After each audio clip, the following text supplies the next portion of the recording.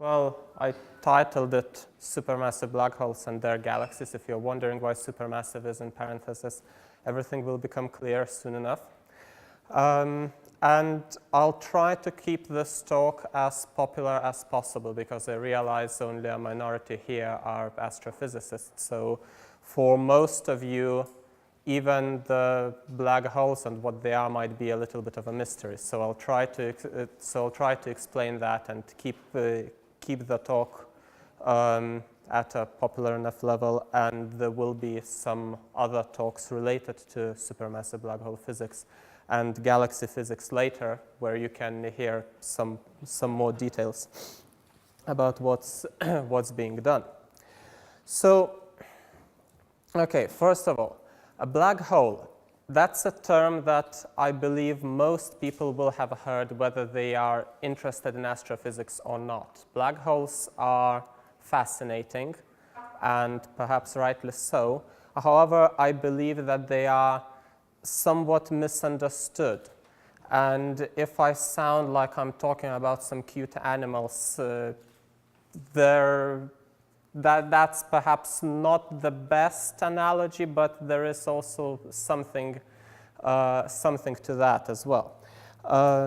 What I mean is that when somebody hears the word black hole, what you might imagine is something scary and terrible. And that's an artist's impression of what the view might look if there was a black hole not very far from you. You would see something dark, some dark disk, and something strange around it. The strange thing that you see is called gravitational lensing, which happens because black holes have such strong gravity that they bend light rays passing around them. And so what you see is, in effect, the background view stretched in various ways. So you see this slightly darker line, like a disk of a galaxy or something like that, stretched here, repeated here, and all sorts of these strange effects happening close to the black hole. Now, another thing that black holes are rightly famous for is that once you get inside a black hole, there's not really any way you can get out. And this applies to everything, to matter and to light.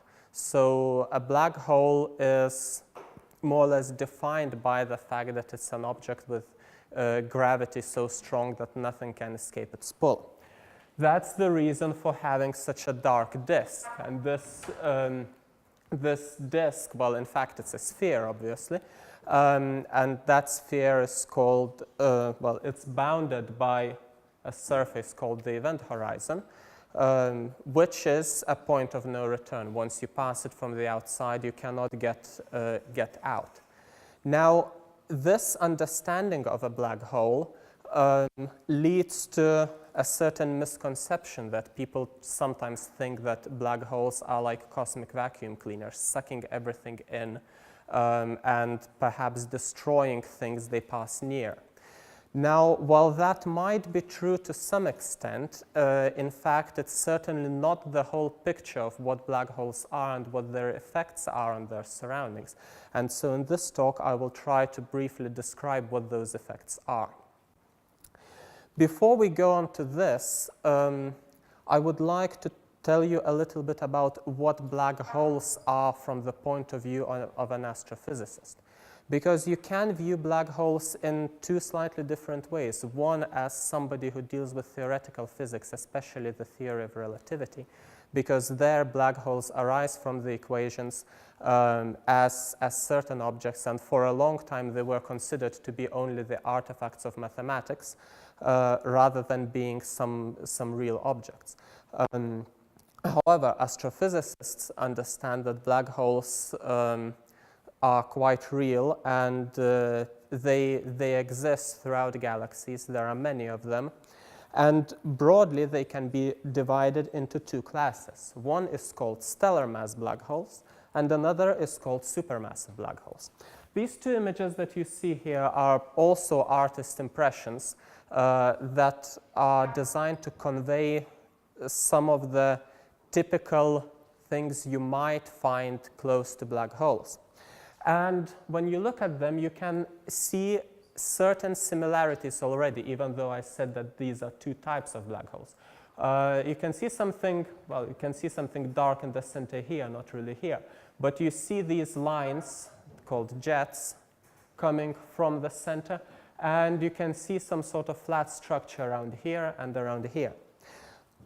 And these are the similarities between the black hole types, but the locations where you can find them, the effects on their surroundings, and the formation and evolution of these two types of black holes are rather different.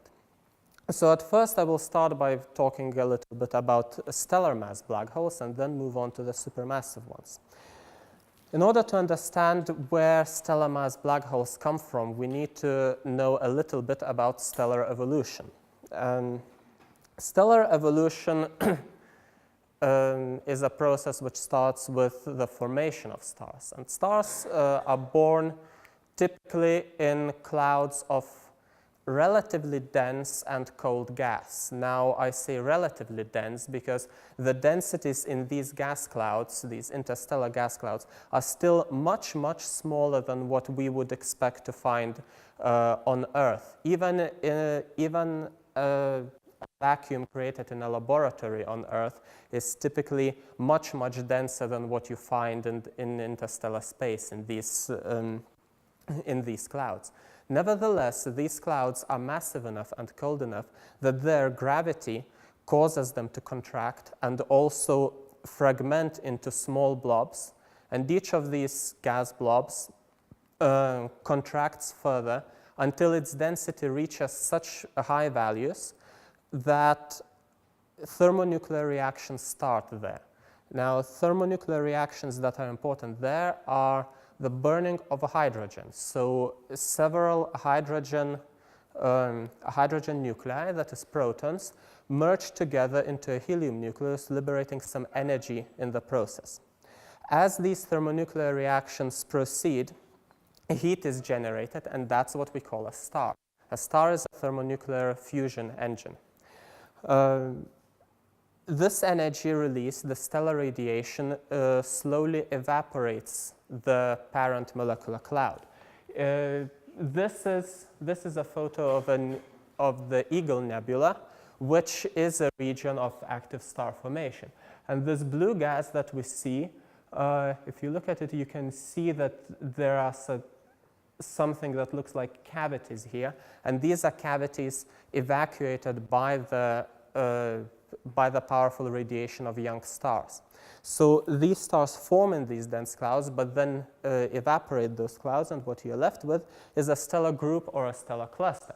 This is the Pleiades star cluster, which is a small group of young stars, which is still moving together, but will eventually separate into well, each star on its own orbit.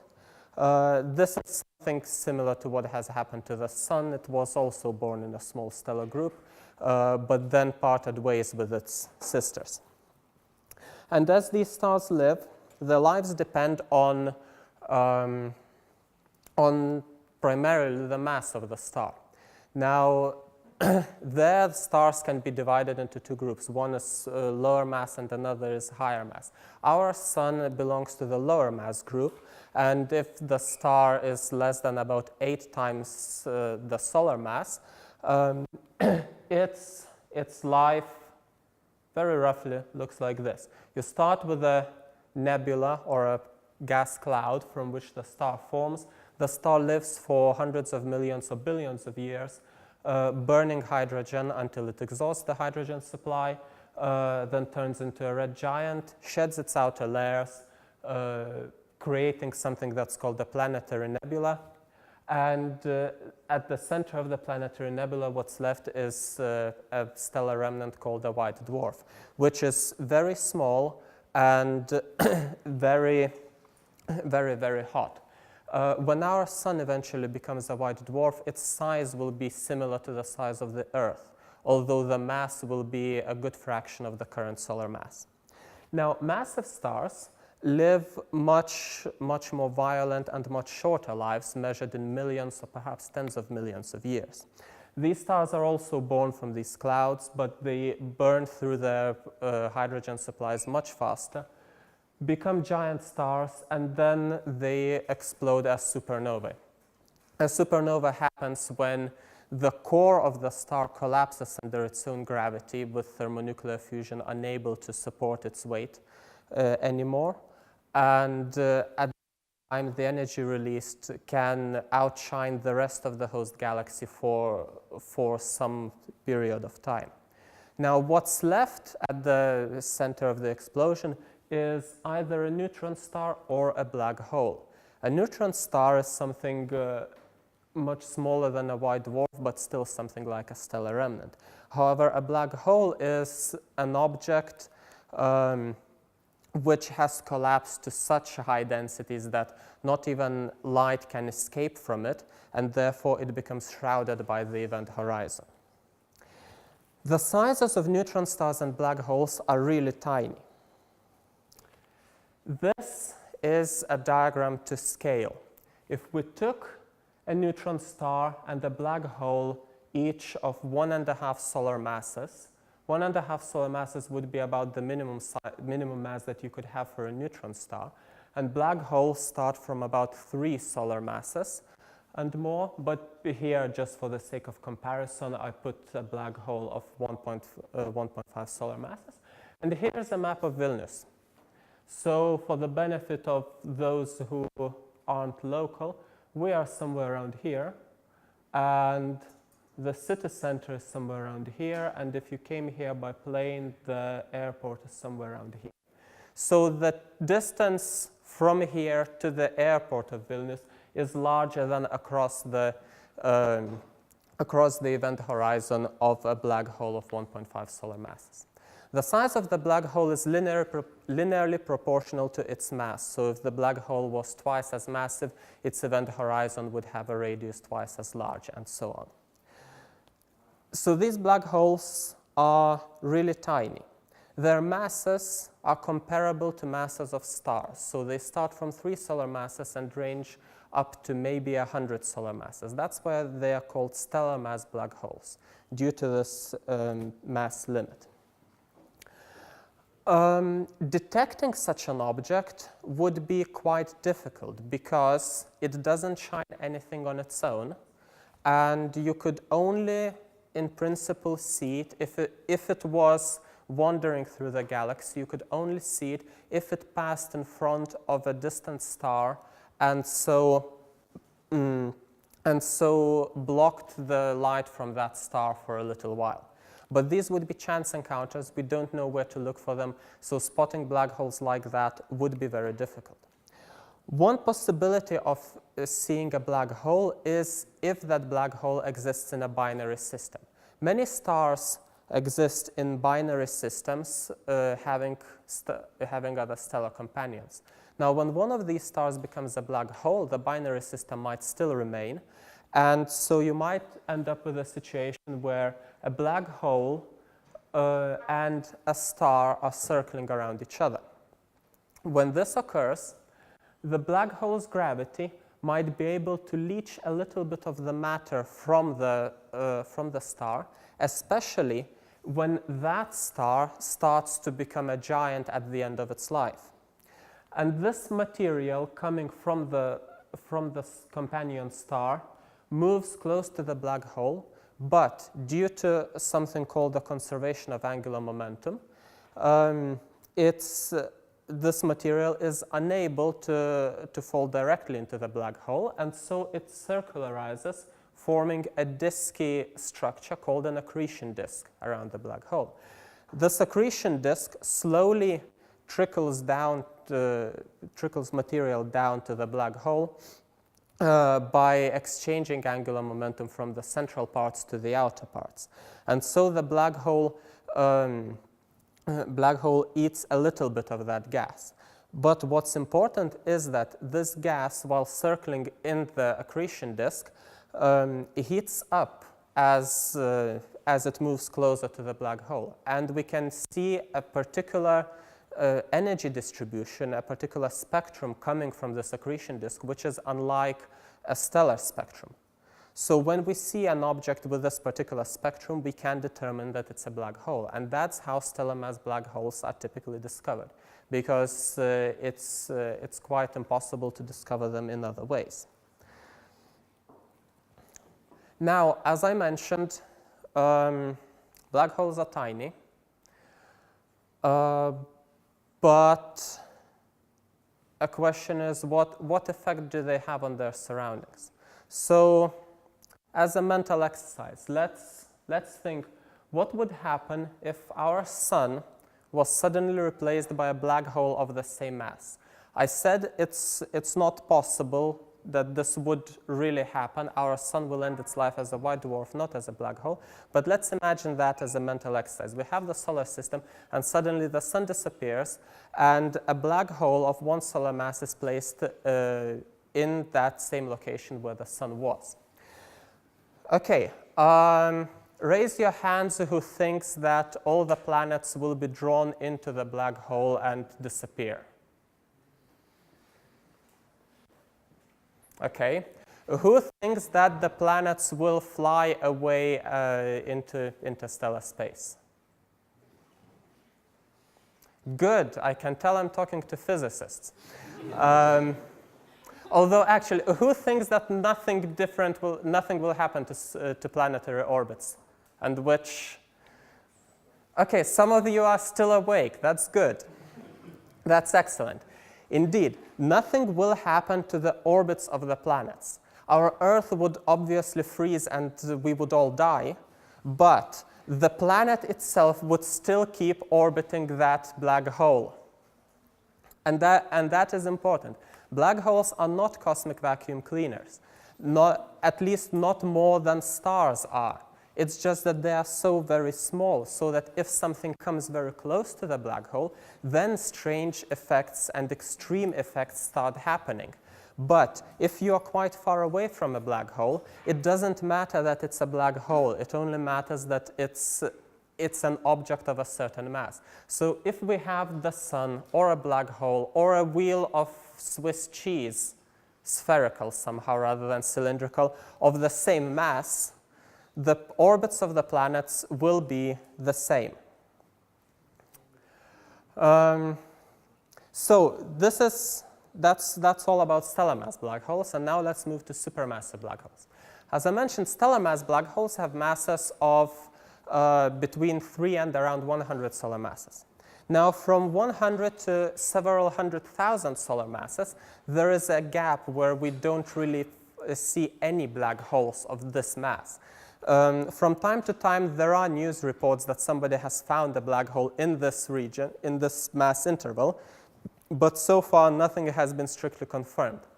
However, once we go above several 100,000 solar masses, we start finding a different type of black holes, and these are the supermassive black holes, with masses that can range from these several 100,000 to more than 10 billion solar masses. These black holes are found in centers of galaxies. So this is an image of the Andromeda Galaxy. It's a composite image of infrared and X-ray, I believe, either ultraviolet or X-ray images.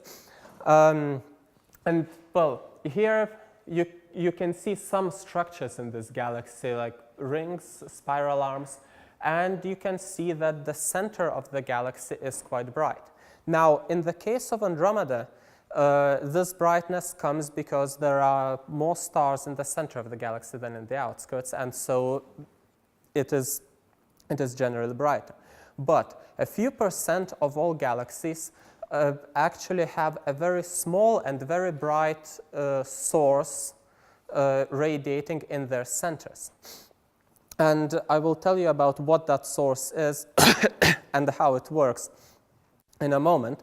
But first of all, let's understand what happens on scales from the galactic scale down to the very center. So here's another image of a galaxy. This is called the Whirlpool Galaxy. And if we could move out of the plane of the Milky Way and look at our galaxy from the side, we would perhaps see something somewhat similar to this. As this galaxy, our galaxy is also a spiral galaxy, so it has several spiral arms, although probably not 4 like this galaxy, but only 2. And in the center there is something called the bulge, which is a more spherical or ellipsoidal feature of stars and dust, which are swirling around not really in circular orbits, but in all sorts of strange orbits. And if we go further to the center, this is now an image of the center of our galaxy, where we can find certain structures such as this is a structure several hundred light years across of various dense gas clouds which are forming stars. And if we go further into the center, we might find something like that. Now this is an artist's impression already of individual stars moving in various orbits around one common point in the center. And this is one of the ways in which you can detect supermassive black holes, because supermassive black holes are massive enough that they can have clusters of stars circling around them.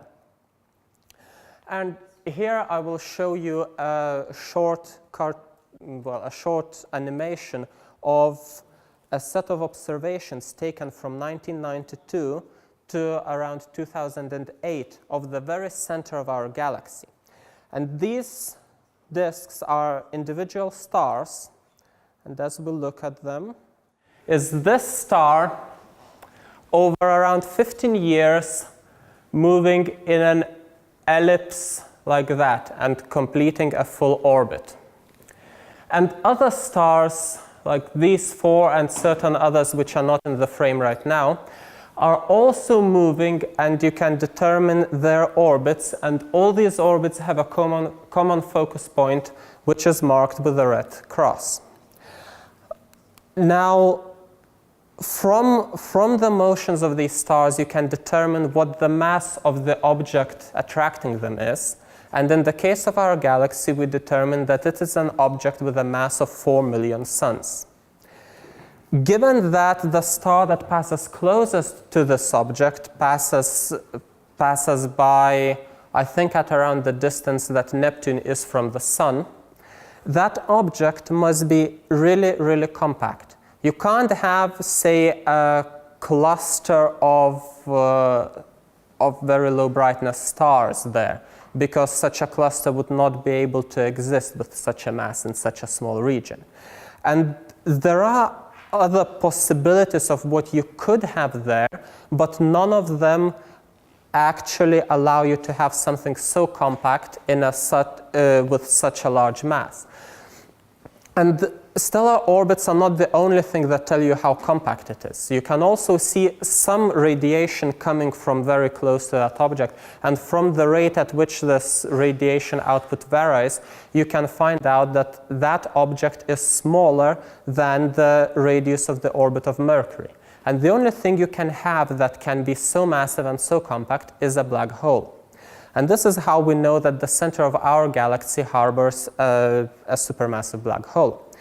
In the cases of other galaxies, sometimes we can also see the motions of stars, not necessarily individual stars, but from the integrated spectrum of the stars, we can see how fast they're moving and how far away they are from the center. And from that, we can also determine what mass is contained in the very center of the galaxy. And in all these cases, we find very massive objects in very small regions. Now, these supermassive black holes, even though they are much more massive than stellar mass ones, they still work with the same sort of physics as the stellar mass black holes. Namely that if there is some material falling closer to the black hole, it forms a disk around that black hole, and as material swirls in the disk and slowly accretes onto the black hole, that gas heats up and starts radiating, and that's how you can see it. So several percent of galaxies actually have supermassive black holes that are actively accreting material. And this material can produce so much radiation that it outshines the rest of the host galaxy. And such galaxies are called active galaxies, and these central parts are called active galactic nuclei. This is a rather schematic image of an active galactic nucleus with a black hole at the center, an accretion disk around it with colors representing temperatures of the gas, with blue being the hottest gas, then going through green and yellow towards red as gas goes colder as you go further out. Surrounding that accretion disk is a structure called the torus, which is thick and contains rather cold gas. And depending on how the structure is inclined towards us, which might not be the same as the inclination of the whole galactic plane towards us, we see things slightly differently.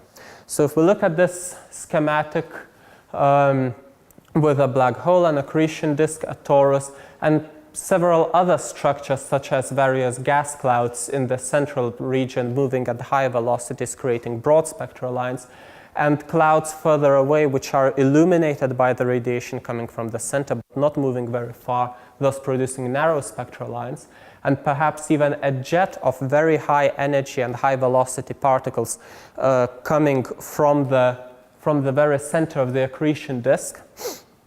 So we have these different structures, but depending on where we look at them from, we see different kinds of spectral features. And for a long while, people thought that these are actually very different kinds of structures in the center, until around 1995, when people realized that you can explain most of this difference by just a difference of the viewing angle. So some galaxies you see through the torus, and so your view of the very center is blocked. You don't see the accretion disk, you don't see most of the broadline region, and so the spectrum that you would see is very different.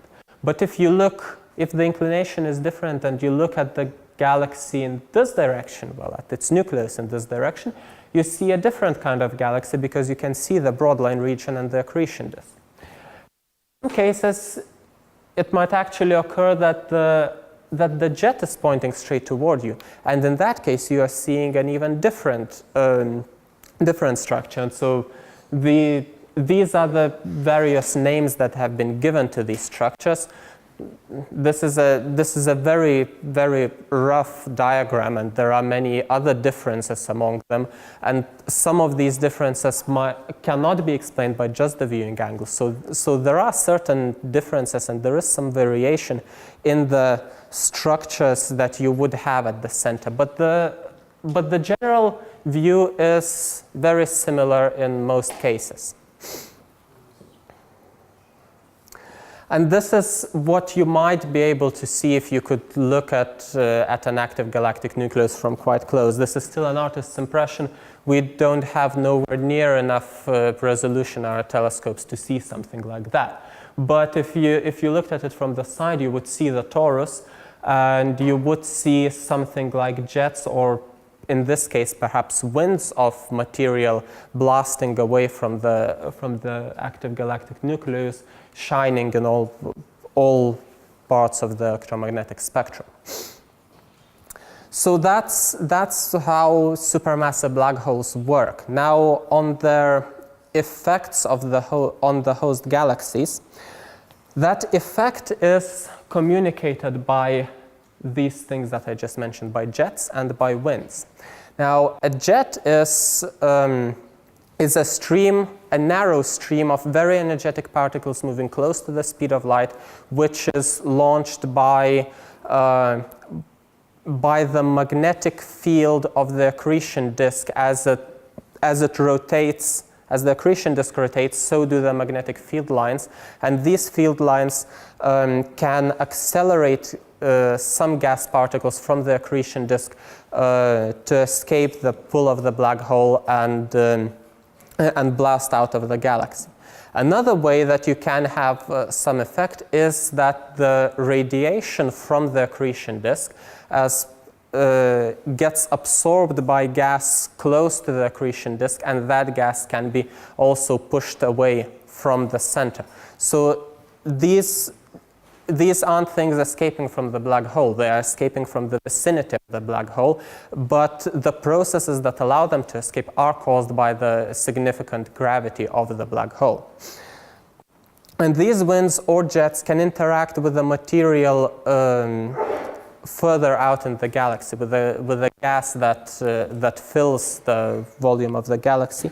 And that gas can be pushed out, or compressed, or heated.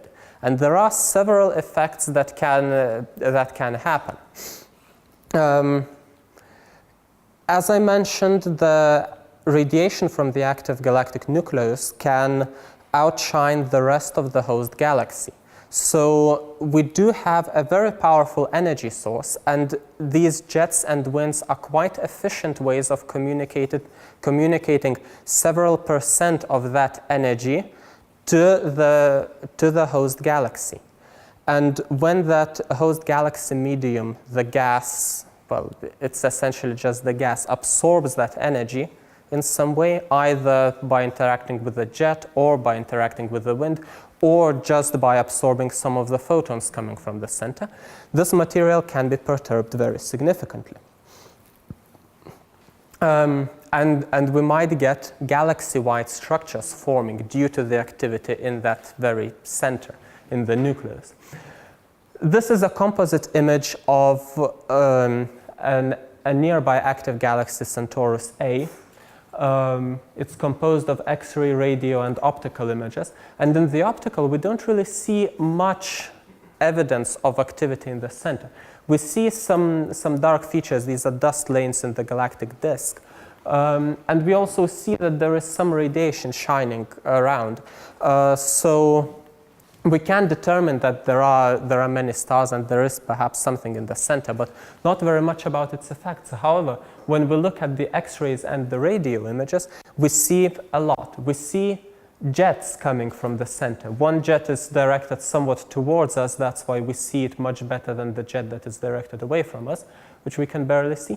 But both jets inflate these bubbles or lobes of very hot gas, which is expanding and it's escaping from the galaxy. And you can see there is a lot of X-ray emission, which also shows that there is a lot of hot gas. The radio emission comes from the interaction of that gas with the magnetic fields surrounding the galaxy.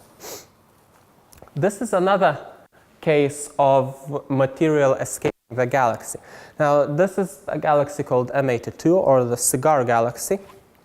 And in general, and if you looked at it through some broadband telescope, you would mostly see just the disk of the galaxy. However, this galaxy is forming stars at a very rapid rate. And if you look at the ionized hydrogen coming out, you can see that there is a lot of material escaping the galaxy. Now, there is a question whether star formation is powerful enough that the luminosity of these young stars could eject this material, or if there might also be some effect from an active galactic nucleus in the center of that galaxy.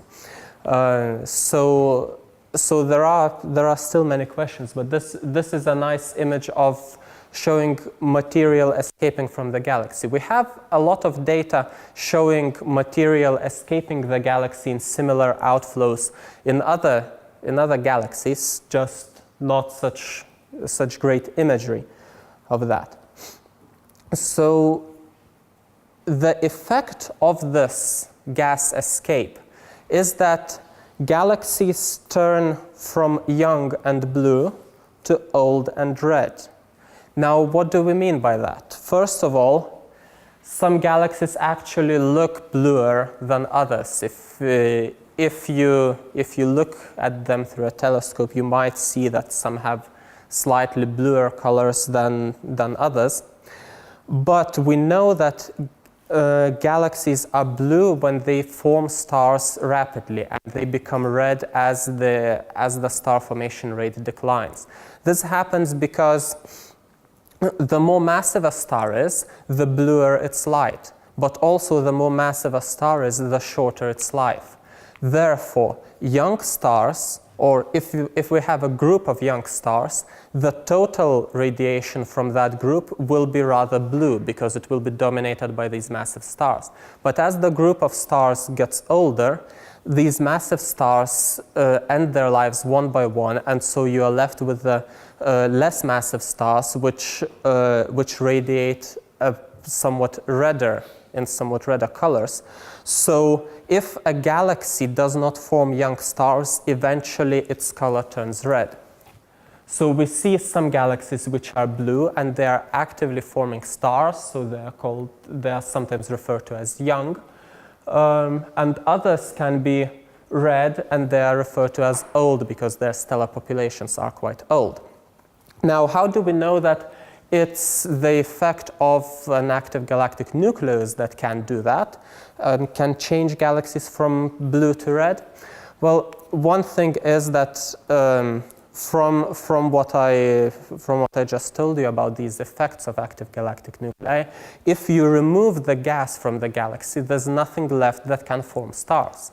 So you remove the raw material for star formation from the galaxy, and in that way, the galaxy can no longer form stars and it starts turning redder. Another thing that we know is if we look at the colors and masses of galaxies as a function of time. So we can look at nearby galaxies from which light takes perhaps several million or several 100 million years to come to us. And we can look at very distant galaxies whose light was coming to us for several billion years. And we can plot diagrams of where those galaxies are in terms of galaxy mass and galaxy color. And these are two diagrams, one representing more local galaxies, so representing the situation about 1 billion years ago, and another represents the situation about 7 billion years ago. And if you look at both of these plots, you can see that there is something like two populations of galaxies, one here and one here, or one here and one here. They are called the blue cloud and the red sequence respectively because one of them is bluer, generally somewhat less massive galaxies, and these are the efficiently star-forming galaxies, and the red galaxies are quite old. Now, if we compare these diagrams, here we have the mean color as a function of mass for the red galaxies and for the blue galaxies. And here, the solid lines are the same as in the top image, and the dashed lines are the same means for this population, the old population. So we see that 7 billion years ago, both the red and the blue galaxies were bluer. That means they were forming stars more rapidly than they do now. And this is a part of the general trend of cosmological evolution, that most of star formation has happened in the past, about 7 to 10 billion years ago. And what we're seeing now, it's just leftovers of this main period of star formation in the universe. But another thing that we see that in both cases, we have two populations, which are separated by a region which doesn't have that many galaxies. That region is called the Green Valley because it comes between the blue and the red.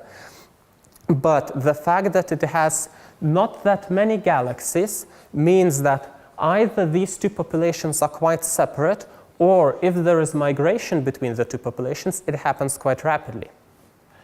Now, again, comparing the two populations, we see that right now the relative importance of red galaxies, or the relative numbers of red galaxies, are larger than here.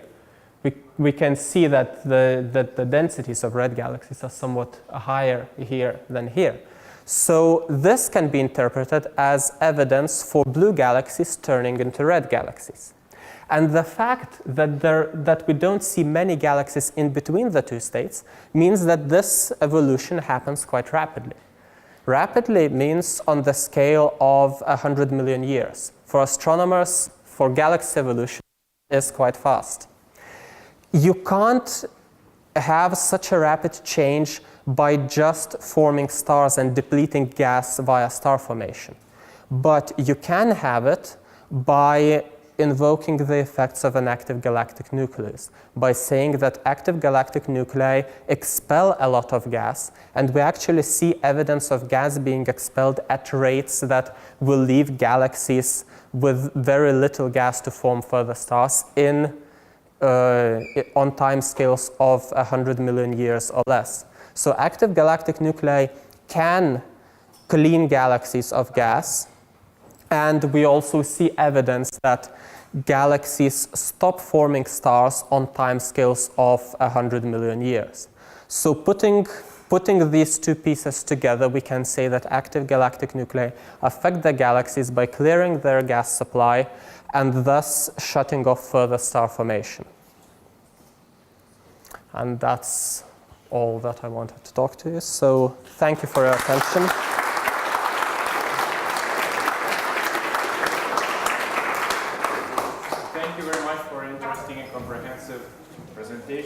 So I'm sure we will have plenty of questions. Who's first? Here. You have started with stellar black holes, and as a result of evolution of the star. Mm-hmm.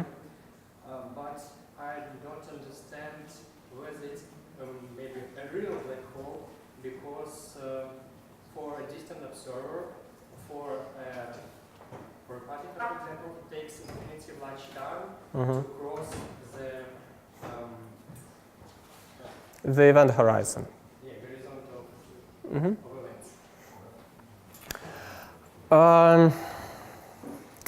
Yes, that's a very good question, and I'm sure there is a good answer to it, but I don't know that answer. I mean, I'm quite confident that this issue of a distant observer never seeing a particle cross the event horizon has been solved. It's not really a paradox in the sense that there is no solution. There's no apparent solution, but you can somehow solve it within the confines of general relativity without invoking any exotic physics. I just don't really know how that's done, unfortunately. As I mentioned, I look at black holes from the point of view of an astrophysicist. My research doesn't really require precise knowledge of what happens at just the event horizon and just around it.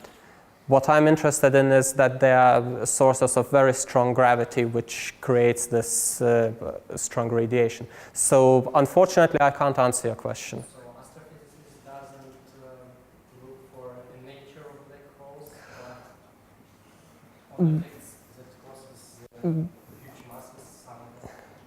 Yes, so as astrophysicists, we are interested in black holes as end steps of a stellar evolution, for example, or, well, we are interested in where the supermassive black holes come from, but also in terms of cosmic evolution. What were the seeds for the supermassive black holes? But that doesn't mean we really need to understand what happens at the scales of the event horizon.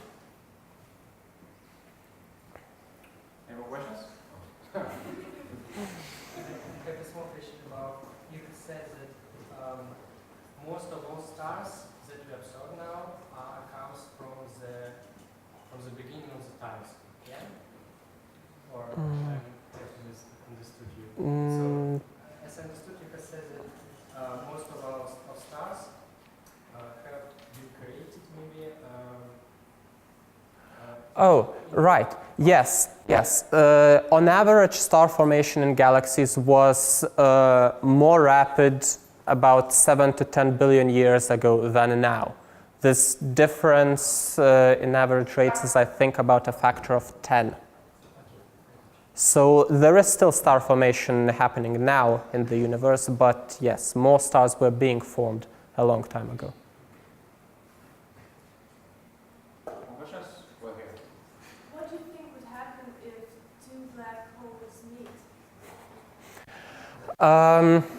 So if two black holes were to collide, so to speak, they would merge into a single black hole, which would have a mass not necessarily equal to the sum of the two masses, because some of that mass can be radiated away during the merger process.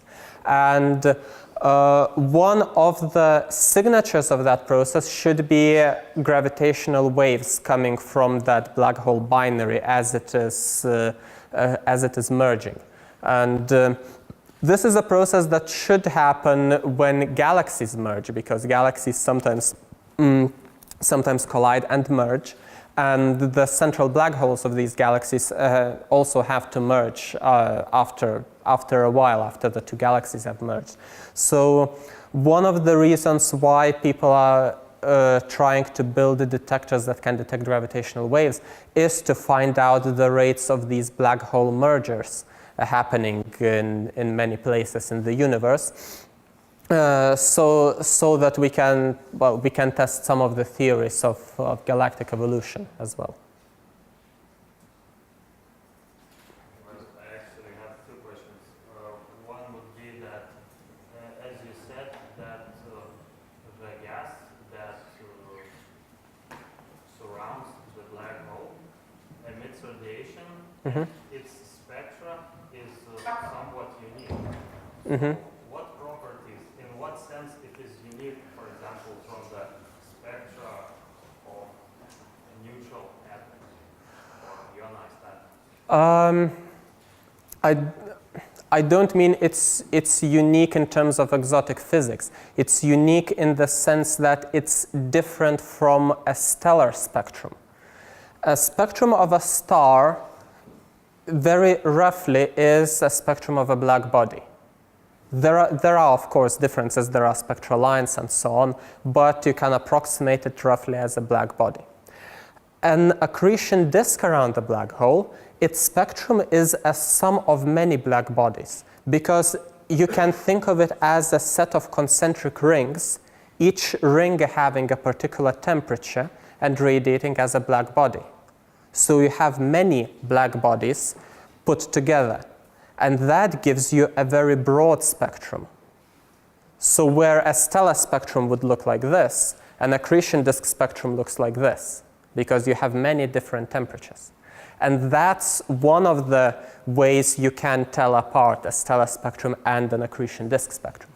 Another way you can tell it apart is that around stellar mass black holes, an accretion disk can reach temperatures that stars do not reach. Therefore, you have more energetic radiation. You have X-ray radiation, which doesn't really come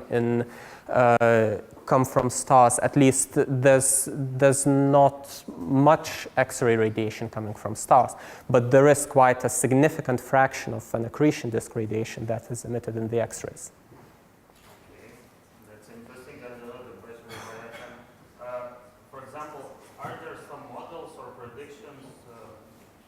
About the ratio of material that is ejected by jets and absorbed by the black hole itself?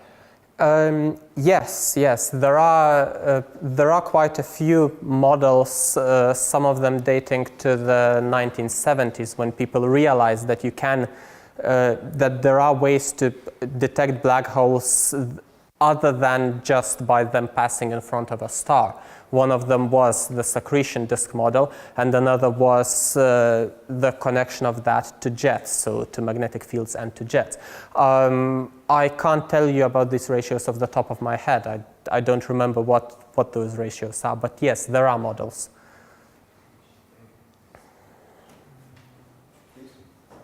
Is it possible for our galaxy to completely die in the process of black hole blowing away all its gas?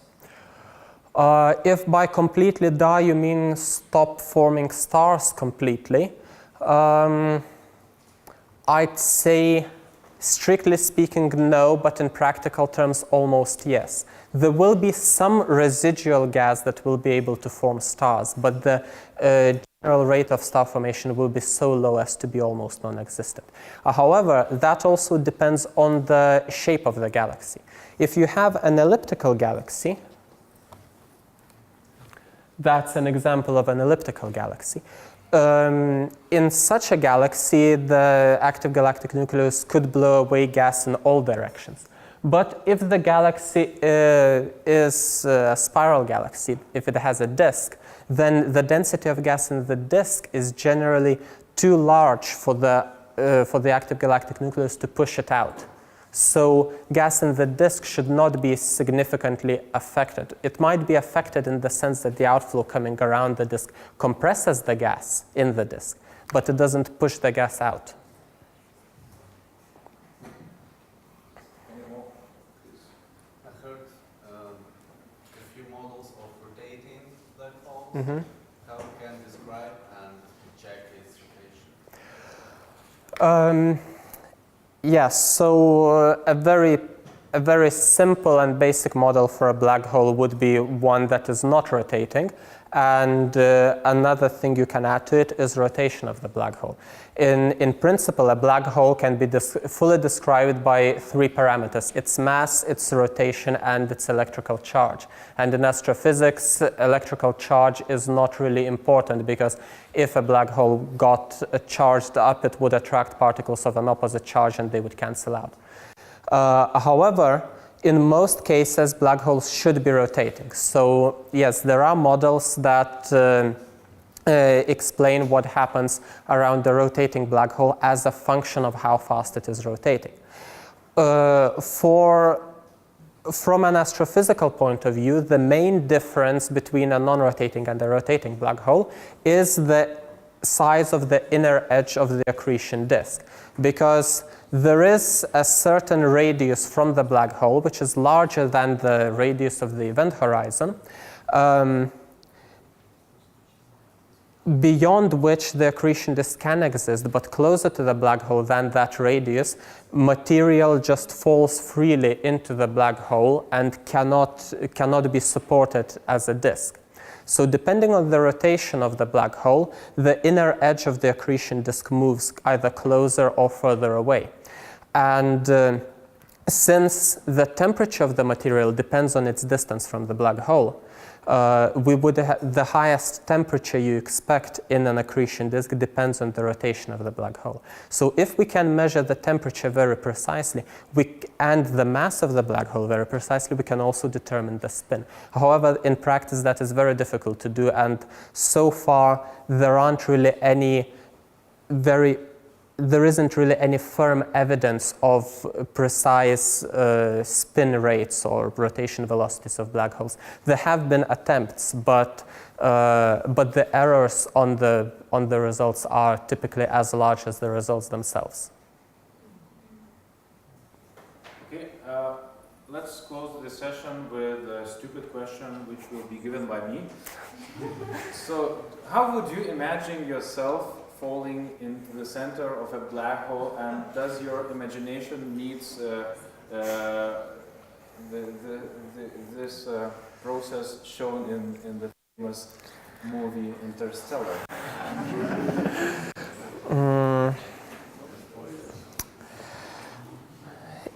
Interstellar did something quite well. Quite a lot of the science there is quite good, actually. One of these things being that if the black hole in question is supermassive, you're quite likely to pass through the event horizon without really noticing it. What I mean is that if you are coming toward a black hole of a stellarmass black hole, then as you get closer to it, your feet and your head will start feeling very different force of gravity, because your feet will be significantly closer to the black hole than your head, or the other way around. And at some point, the difference in forces will be so large that you will be ripped apart. Well, you or any observer or any object. Stars can be ripped apart like that. Although human bodies are actually much stronger than stars, but human bodies can also be ripped apart. This is called spaghettification, which is probably my favorite term in physics. Yes, it's a real term, spaghettification. So you get stretched as you approach a black hole. However, if you're coming toward a black hole which is supermassive, the event horizon is so far away, its radius is so large, that you can actually pass through the event horizon without being pulled apart. So at least from that sense, Interstellar did things quite right. They could fall into the black hole past the event horizon without being torn apart. So if I could choose, I would choose to fall into a supermassive black hole, because that way I might be able to see what's beyond the event horizon before dying. So let's hope we will not get into the... Yes.